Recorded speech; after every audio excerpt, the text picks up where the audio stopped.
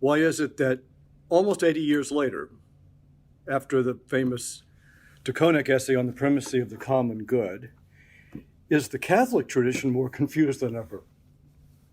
Because we are, face it, the main institutional carrier into modern times of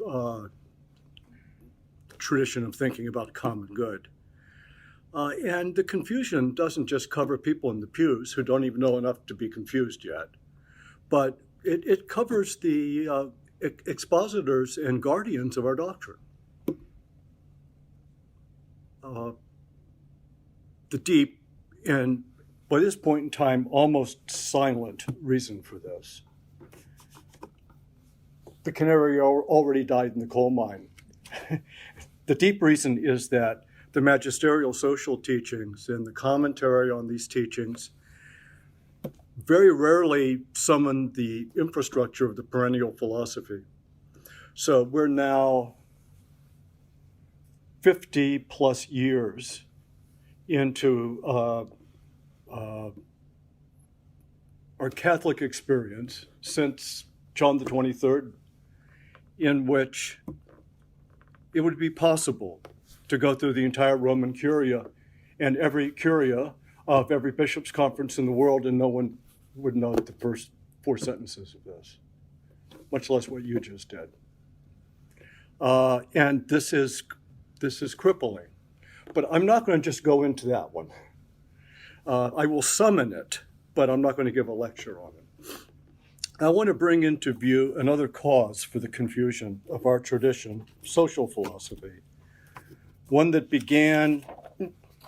was already beginning by the time of the Draconic Eshmon debate. And after about 5 pontificates now, it has not been properly named, much less tamed. I call it Giganticism. That is to say, social thought that defaults to social phenomena so general and abstract that no concrete society is brought into view. In Book 3 of the Rhetoric, Aristotle advises that to speak well is to speak using specific names for things and not generic ones, not using ambiguous terms and avoiding these unless one chooses to do the contrary, which is in fact what people do when they have nothing to say but pretend to say something nonetheless. Indeed, for our tradition, as Catholics, we do prefer these days to use terms like the workings of society, life of society, sectors of society, which if you throw in a few cliches, in which we use the word solidarity or dialogue or a culture of something, of death, of throwaway, so on and so forth. It's pretty much as far as we penetrate with words into what is, I take to be the primary subject of common good, after the metaphysics haven't been done, which is understanding of society and the difference between different societies. Yes, the workings of society, life of society, and so forth, none of which really locate either in words or in thought a real social form. Almost never do we distinguish. Check the literature out. I think we have to actually go back into the late 1940s. Distinguish between sociability as such and the tendency to exist in a particular society as a part or a member of a social whole. Everything depends on that distinction. Sociability as such, it only requires intersubjectivity and some language. It's everywhere. It's at the Mets game. It's in the piazza. It's on Zoom. It's going on everywhere. It's sociability. But that must be distinguished from the tendency to exist in a society as a part to the whole. Everything depends on this. And when we retract over and over again from a specific social form, we inevitably pay the price of abandoning the idea of a social end. Without social form, the concept of common good has no useful work to do. And with that, the concept inevitably tends to be folded into cliches, mostly designed for exhorting us to social action rather than understanding it. Okay, the focal case in point. 2 definitions and a hapless response. In his magisterial study, The Common Good in Late Medieval Political Thought, Oxford, 1999, Matthew Kempshall shows that despite the range of debates over bonum commune among the medieval schoolmen, we can detect a consensus about the essential features of the subject. Common good of a human society is a duplex ordo, a twofold order. If you don't get both, you're going to make a mess of things.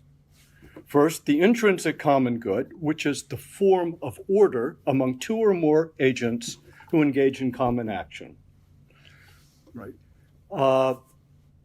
Substantial forms won't do here, right? Because when 2 or more human agents engage in common action, they don't turn into a third substance or into one substance, right? That belongs to God. We shouldn't try it at home. 3 persons in one substance. But for human beings, social union, the intrinsic common good, is what Aristotle and Aquinas call form of order. It's real, but it's a social form. It's not a substantial form. And of course, the extrinsic common good, which is the end or the goal, maybe ends even in some cases, of the social form. Wherever these 2 notions of common good are at work in a real human association, we can verify that we're talking about the same thing that attracted the attention of Aristotle, the medieval schoolmen, the social magisterium of the church, until about the second half of the 20th century. If you know what to look for, you can pick it out. But only then, having picked out actual concrete instances of a duplex ordo, common action, common end, can we move along to other questions concerning different species of human association, some of which satisfy the definition simpliciter, while others perhaps are borderline instances of a duplex order. They're still indeterminate with regard to social form or to a fixed one. And then there would be, yet again, very interesting political and even metaphysical questions about particular forms and finalities of different associations. Beginning with Augustine, Book 19, sections 5 to 9 of the City of God. Vita socialis is threefold: familial, civil, and ecclesial. They're called necessary societies because they're necessary for human flourishing. 2 are organic, or called organic, and 1 is supernatural. And the duplex ordo can be verified in each of them. By the way, it was never held, to my knowledge, through 2 millennia of Christian thought about a social common good as a duplex ordo, that only these 3 had it. That's another question, whether there's more than 3. But these have been picked out as verifiable and as absolutely crucial to human flourishing. Okay. Now, most everyone who studies Catholic social teaching is familiar with the conflicting definitions of common good in the compendium of the social doctrine of the Catholic Church. Quote, "The principle of the common good to which every aspect of social life must be related, if it is to attain its fullest meaning, stems from the dignity, unity, and equality of all people. According to its primary and broadly accepted sense, the common good indicates the sum total of social conditions which allow people, either as groups or as individuals, to reach their fulfillment more fully and more easily," unquote. Then there's a footnote in the text, and then the very next sentence: "The common good does not consist in the simple sum of particular goods of each subject of a social entity. Belonging to everyone and to each person, it is and remains common, because it is indivisible and because only together is it possible to attain it, increase it, and safeguard its effectiveness.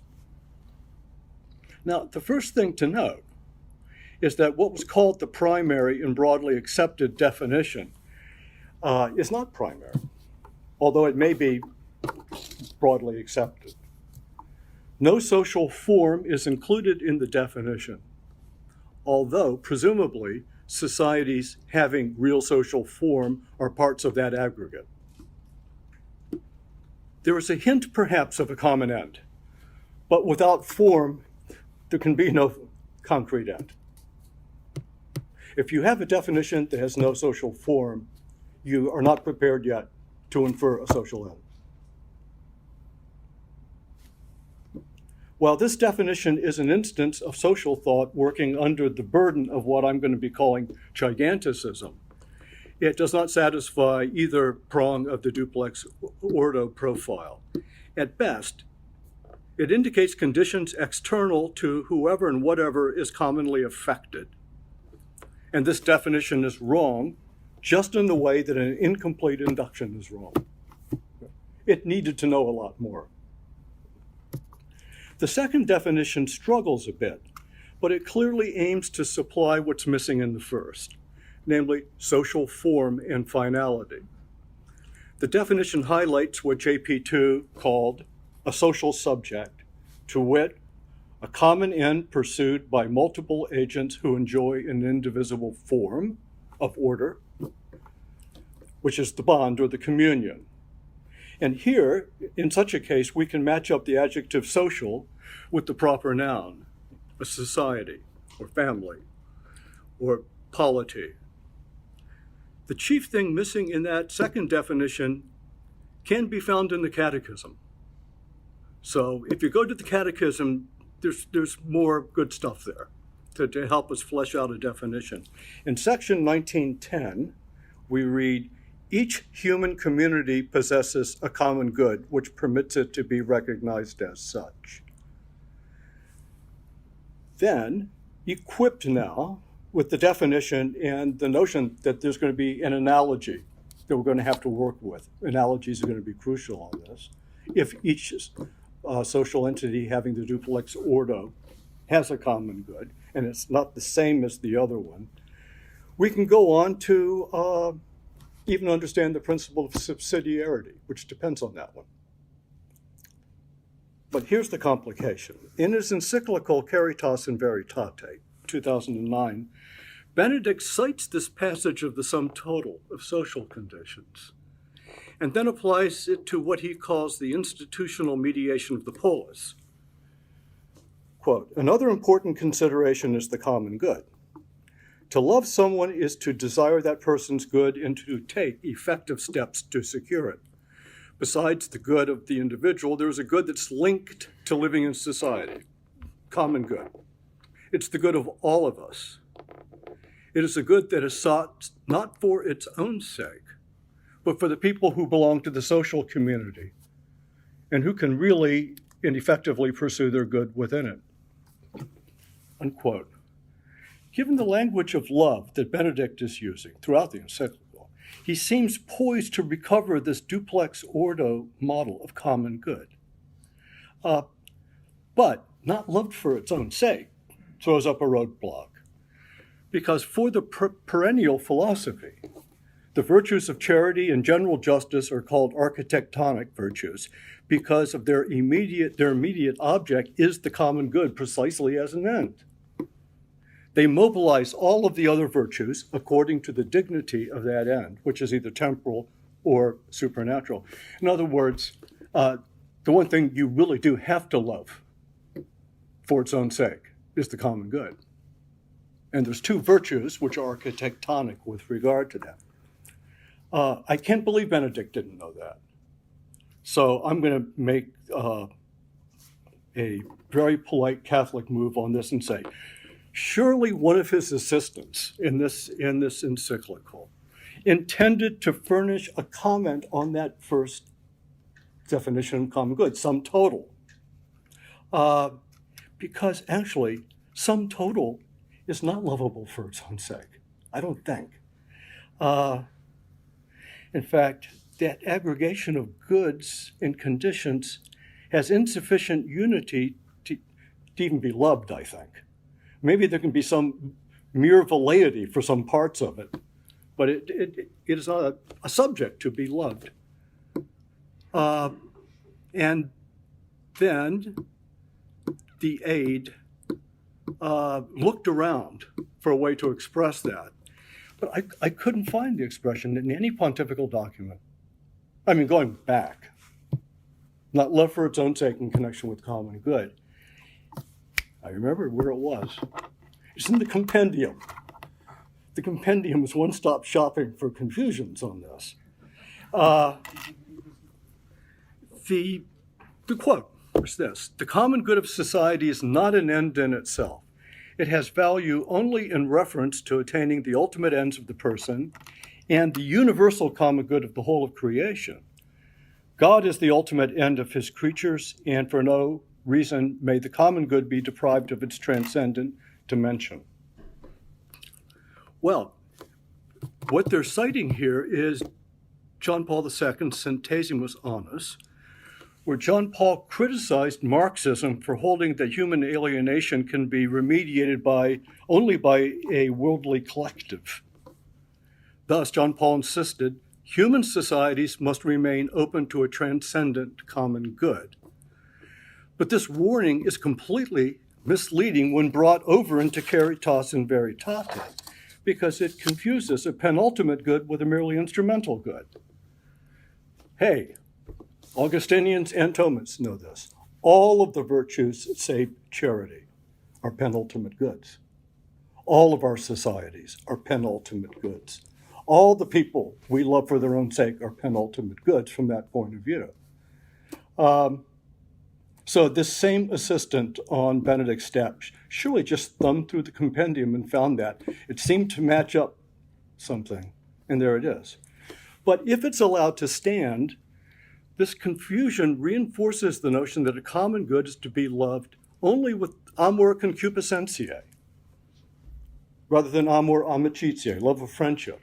We go to the very first article in Charity in the Secundus Secundae, 23.1. Love of friendship, that for the sake of which other things are loved. The good I seek from my fellow traveler does not necessarily extend to my wish for his own good simply. In a partnership, I extend beneficence to my partners, and I want them to flourish, but ultimately for my own sake, or for the sake of my family, or for the sake of whatever it is that I want to love simply. Thus, proposing to love someone for a brief and determinate span of time is not amor amicitiae. And to love a true social common good without amor amicitiae is to love it wrongly. Now, if the common good simply be the collection that Father Aquinas was speaking about, an order of things that are stockpiled or arranged for distribution, we might think of a parish that has lawns and a sprinkler system, parking spaces, things ordered to the parishioners, who themselves perhaps are confused enough to call this common good. Obviously, their common good is not that stockpile. Their common good is first of all, it's the intrinsic common good. It is the form of order in which they have united action. In any case, the common good remains external, separate from the members, like a huge work of art. This is the crudest version of the liberal notion of common good, stockpiling of resources that is neither ordered to eudaimonia and excellence, nor to the social bonds of the individuals. Common good remains commonly affected. Right? So this brings me to the issue of giganticism. That is the retraction in words and in ideas from social form. In the compendium, the principles of Catholic social teaching are introduced in this way. Quote, "These are the principles of a general and fundamental character, since they concern the reality of society in its entirety." Indeed, entirety, if one means the sum total of social phenomena. no social form is given. This is, at its best, I suppose, a reference to sociality in general that might be determined by a form, if we get around to it. Perhaps this helps to explain, you see, a certain manner of thought that wants to reach the most extensive human organizations. Later we read, social charity makes us love the common good. To love people considered not only as individuals or as private persons, but also the social dimension that unites them. And I take this to mean the whole world with a social dimension, which I also take to be sociality in general. Such depiction of the entire ensemble of social things as a society is deeply embedded in our contemporary Catholic social teaching. Indeed, in the paragraph of Gaudium et Spes, where the sum total model of common good is announced, we read that the subject of all this is human interdependence spreading over the whole world. And this social order is called the entire human family. We want a specific name more than that. In his introduction to the mystery of the Church, the Dominican ecclesiologist, Father Benoit Dominique, notes that the dogmatic tradition of the people of God theme, and here I'm quoting, has been affected by the vicissitudes of the developments of social philosophy in the modern era. The ambiguity of the word society was, and may still be, such that it very often was difficult to correctly understand the thought of one author or another, not to mention the excesses resulting from an inept use of sociological schemes. So, for example, a people can mean something other than an institution, in the way an assembly at prayer is something different than the pews, the prayer books, the rituals, and so forth. Or, completely in the opposite direction, an institution can be the condition of the possibility for the existence of a people, as when we say that God twice instituted the matrimonial social form. The sky is the limit here until we get serious about what we want to talk about. People can mean by a people the entire demographic entirety, or it can mean St. Augustine's mystical typology of the two cities. I think this problem is what the world of social phenomena looks like today, beginning at about mid-20th century and certainly increasing in our time, at least to those principalities and powers who are prepared with goodwill to act on those social things to build a better world, as the cliche goes. Church and civil authority were called upon after World War II to face an enormously complex aggregation of things that were quickly changing, needing to be directed to good ends. The first neo-scholastic philosopher to worry about this problem, so far as I know, was Yves Simon, in an essay called Beyond Liberalism, 1942. Simon notes, "We can no longer content ourselves with asserting and reasserting principles which can afford to be unquestionably true because they lie on such a sufficiently high level of abstraction. We can no longer content ourselves with uttering statements which are so thoroughly disentangled from historical contingencies that no historical occurrence can invalidate them." So indeed, the scale and complexity of social things, post-1945, directed the social imagination, if we want to put it that way, to gigantic things. Once upon a time, when the social magisterium was just beginning, late 19th century, the social world was seen almost entirely through the lens of social forms. Just the opposite. In matrimony, form and matter is fixed. One man, one woman, and an act of union for the purpose of sacrament, for the purpose of children, and so on and so forth. In family, form and end are fixed but the matter is variable. Yeah, you can end up having 3 kids or 1 kid or 2 kids, right? All girls, or all boys. In church, form and end are fixed, but the matter is once again variable, right? It could end up that everyone who ends up being saved is only men or women. Unlikely. In polity, form is variable. There are 4 legitimate forms of polity, right? Kingship or monarchy, aristocracy, a kind of democratic republic, or a mixture of the 3 is a 4th one.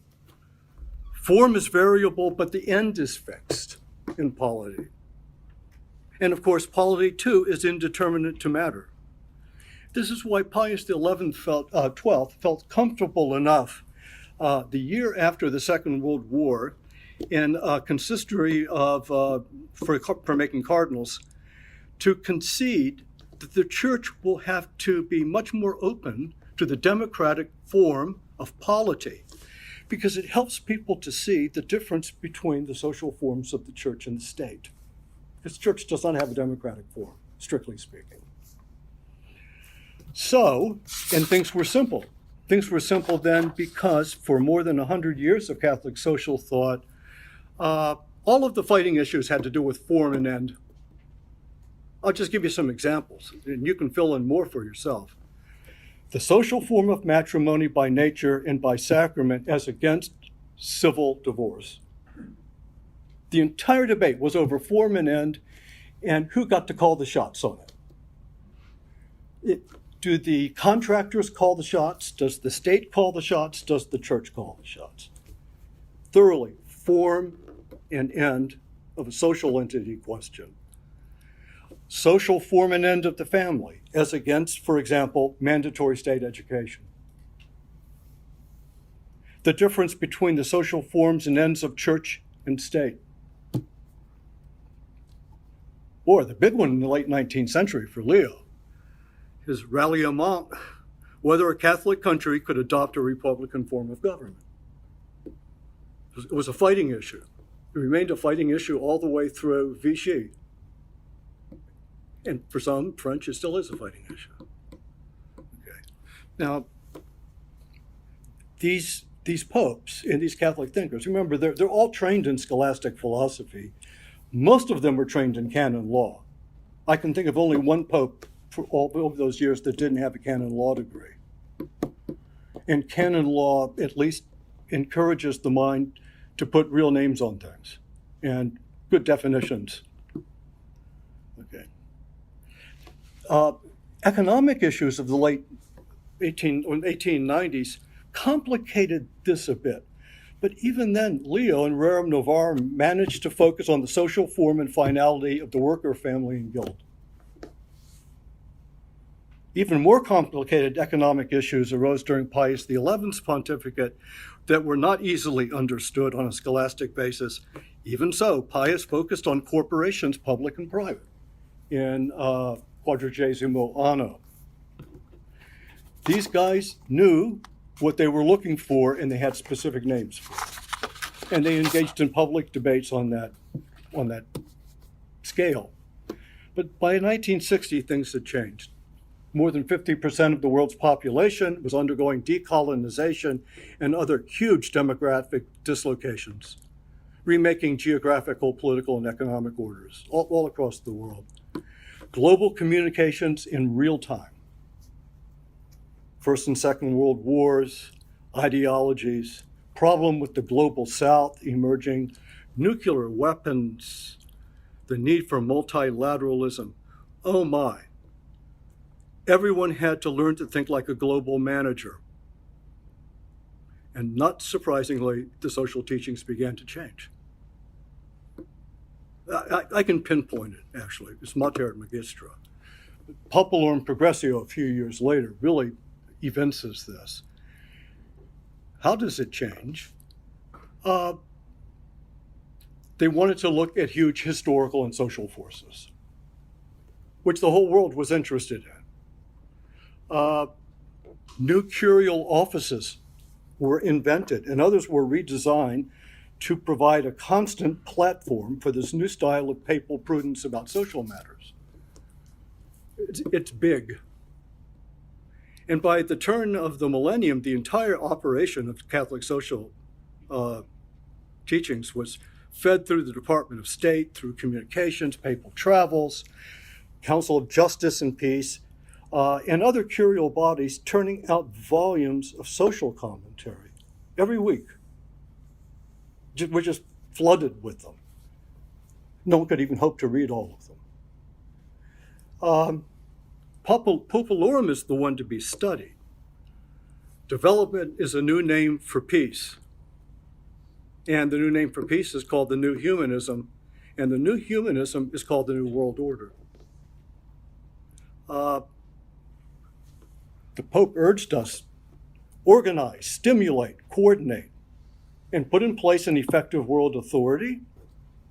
These issues are grave, urgent, and critical. It reminds me somewhat of John Kennedy's New Frontier, right? Except on Adderall or something here.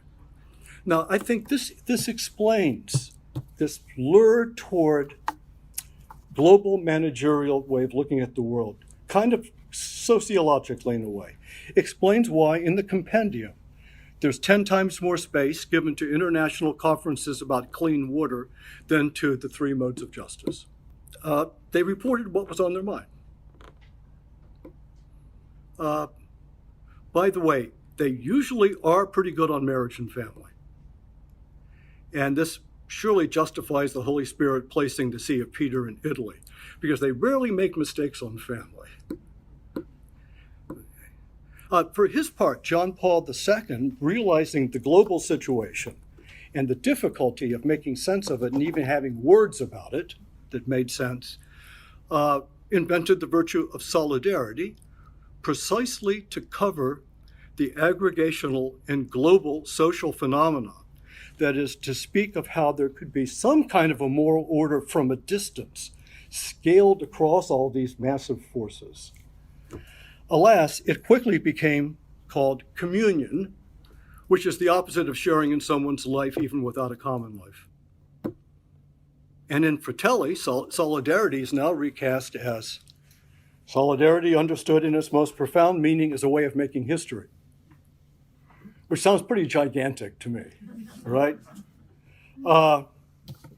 And by the way, Francis gives no cover or support for the merely aggregational stuff. When you read Francis, whenever that comes up, he knows it's neoliberalism. You've got to stop it right there. The problem is, rather than just admitting it really is just aggregational, he calls it communion, which is kind of fusing the wrong word on the wrong phenomenon. So in Fratelli, just for example, family denotes a real family 8 times. It is used metaphorically 27 times. We need to brush up on the fallacy of misplaced concreteness here. Social as an adjective modifies a real social entity 15 times, but no social body whatsoever 56 times. The more gigantic, in general, the social phenomena, the more the social magisterium is inclined to crown these phenomena with the word that usually denotes social form, which is communion. In sections 142 and 146 of Fratelli, the word local is now applied to home and family and culture. But here we're going to get to the notion of particular in social theory. But local denotes a primary social entity very abstractly according to quantity, right? Local versus regional versus global is quantity. It's its place, right? Or its size. They're not social forms. They're just quantitative predicates. You know, this is exactly, of course, what Aristotle and Thomas argued against, this sort of depiction of social forms as only varying quantitatively. But it's entirely in accord with that first definition that's in Gaudium et Spes of common good. which is more inclined to quantity as a collection. Marriage and family in our tradition always designates a particular, not a local entity. The word particular is important here, somewhat different use of it than Father Aquinas's. Particular means that you really are a social part inside another society. Right? It's like particular friendships in the house. Right? Particular actually implies a social order going on. So two distinctions have to be made. One is the distinction between sociability in general and actually being a part or a member in a social whole. Two, between that part which is qualitatively different than the whole, but an authentic member of it. And you'll get subsidiarity. Subsidiarity can presuppose that the same 5 members of the family are also members of the polity and members in St. Rita's Parish, without prejudice to any of those social forms. It's either true or false, but we have names for them. We have 5 different ways, those 5 people, 3 different ways in which they can be particular with regard to a whole, as individuals and as members of other societies. Okay. And on the issue of Thomas using the term divinius, more divine, of the more comprehensive community of polity or the city, he says, yes, melius et divinius, better and more divine, and the reason he gives, because includet omnes alia communitates. It includes more communities. Not more members, but more communities. And therefore, it has the dignity of a social form that includes all these other theaters of perfection. Right? You can't handle that quantitatively. Local, global, regional is not going to work for that one. And when you use the quantitative predicates, what does subsidiarity become? The lowest level, or the lower level. Whereas in our tradition, it's always called proprium. It's the proper level. It's something that belongs to that group that has to be respected, right? It's not just a local thing. And families are everywhere. So I'm getting toward the end. In a very important book that was published 1954 on common good, and that was the era in which a lot of Catholic philosophers were really writing about it. This was a book, and it was on common good justice. Anyway, they got Jacques Leclerc, who was the founder of the School of Political and Social Science at the Catholic University of Louvain, to write the introduction. And here's a few sentences from that introduction to indicate that people have been worrying about this in our tradition going back a few decades now. Quote, men occupied with practice interest themselves in the precepts of immediate application. Social philosophy also is scarcely studied, except with preoccupations about immediate realization. As happens always, the practical men have the impression that the principles are sufficiently known, that they ought to be sufficiently known, and feel certain irritation when someone regards it as still necessary to inquire into the subject. They have the idea that in re-examining the principles, one loses valuable time for action, and that in casting doubt on received formulas, one unnerves action. And yes, the leaders of global change are generally like this. Let's get along to action.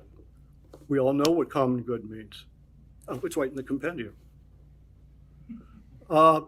Leave your books in the attic. It's time to change the world.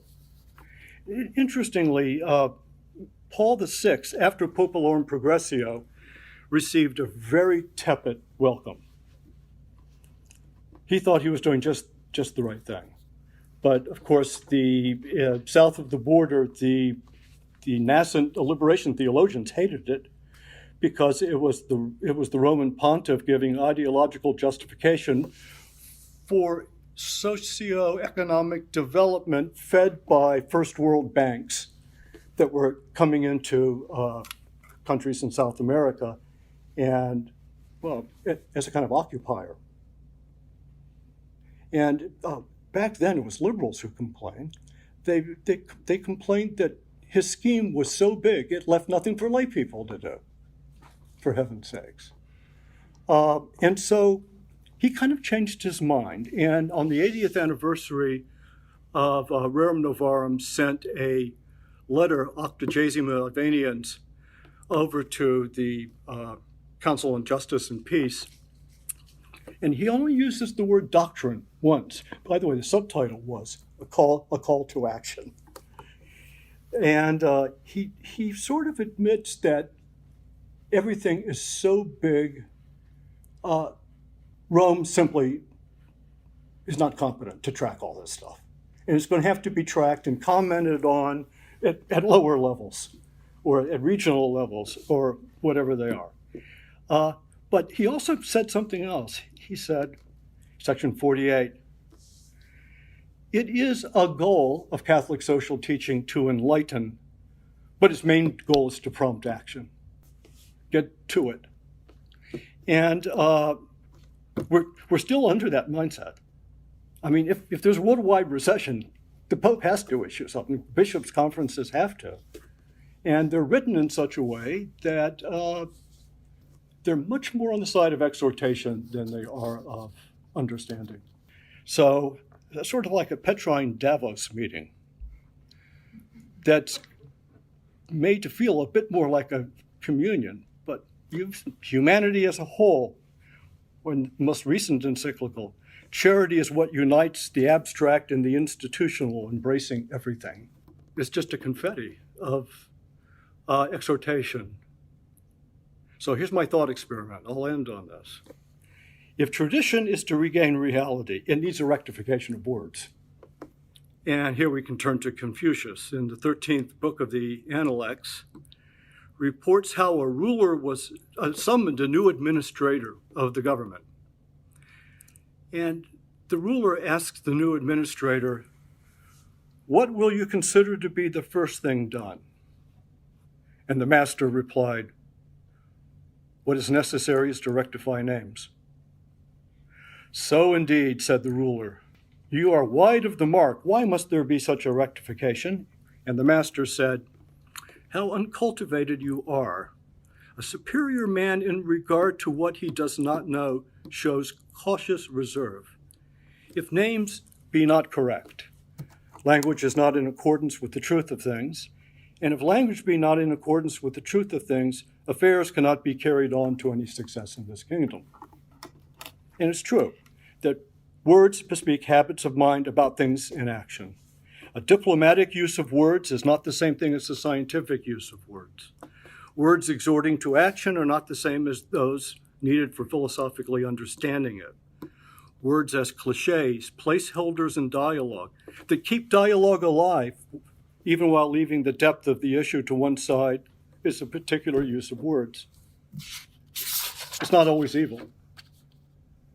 So confusion of words needs to be rectified by reality. And here's my thought experiment.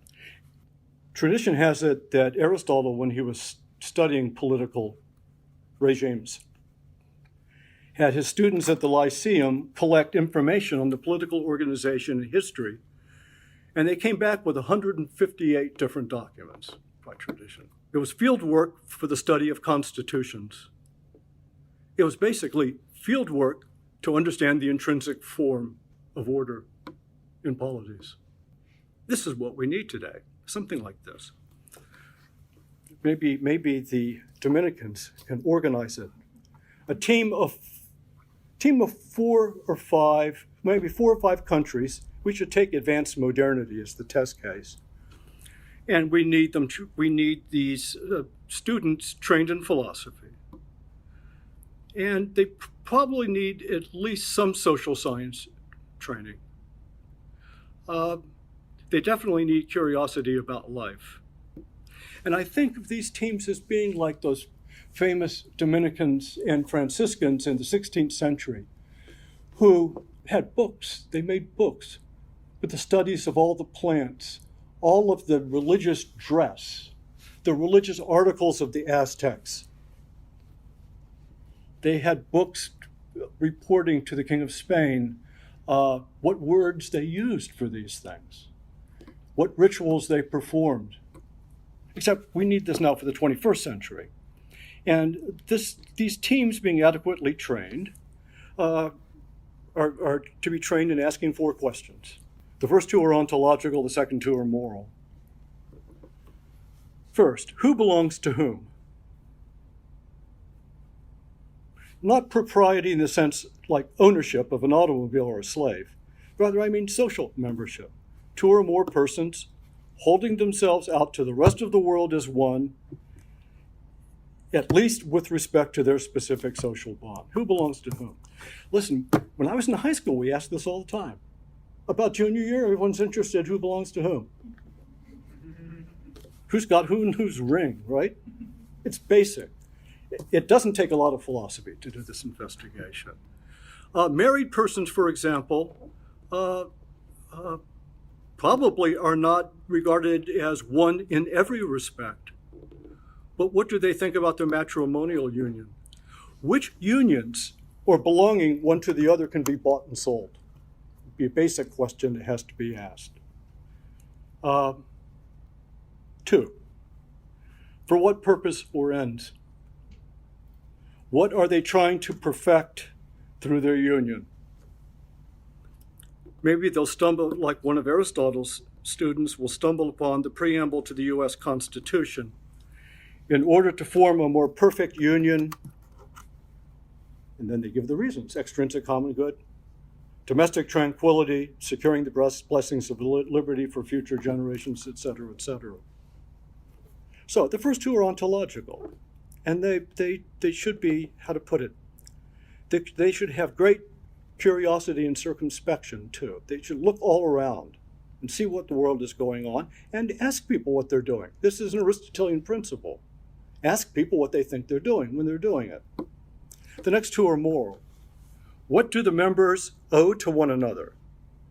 Surely actions and things, but what sort of actions and things? Okay. Correlatively, what do the rest of you owe to that society? JP2 once commented that the family is a social subject that transcends the sum of its parts, and to it we owe honora is owed, which is kind of recognition, honor of its social form, that we never treat the family as though it were just a dormitory, right? We also should ask questions on this moral level of who owes what to whom, what they think of social inclusion and distributions. Be very interesting. 4, what kind of love is owed? What kind of love is owed binding them together? Do they really love their union for its own sake, with amor amicitiae? Or do they love their union for the sake of other loves? And this kind of study, with intelligent circumspection, will reveal quite a lot, beginning with whether or not we really need our older language of social form and finality. That is, whether it matches with reality. And it will also help us to deal with what's probably the greatest problem of early 21st century, which is associations, social associations, which are indeterminate to form or having no fixed one. The association studied by social capital theorists, in which what you want to know is how many clubs do you belong to? Motorcycle club, Knights of Columbus, and choir. So we want to know about those kinds of organizations. Last thought is, the famous Case and Deaton, the economists, Princeton, social scientist, who came out 3 years ago with that fantastic, disturbing study of social mortality and morbidity among undereducated white males. Now, they were good social scientists. That is, they weren't thinking like Father Aquinas or me. They were actually looking at data, and they were correlating the data. And it's quite amazing what they discovered. Across the country, what three things are correlated with one another for very high levels of mortality and morbidity? First, data. People who are so angry at their government, they don't even like the mayor, much less the president. True alienation from polity. 2, stop going to church. Very interesting, especially in the regions of the country they did this study in, which are church-going regions. Right? 3, divorce, loss of relations to even your children and grandchildren. Well, holy smokes, those are the 3 necessary societies, right?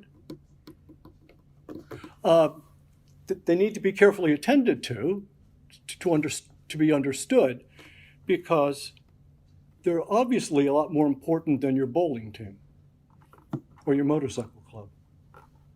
Right? This is the kind of thinking we should be doing. It would be the kind of thinking that would lead to some falsifiable things. You see if our words really matching up, whether our ideas are really matching up. It will surely lead to something better than the giganticism that we're engaged in now, which is neither philosophical or scientific.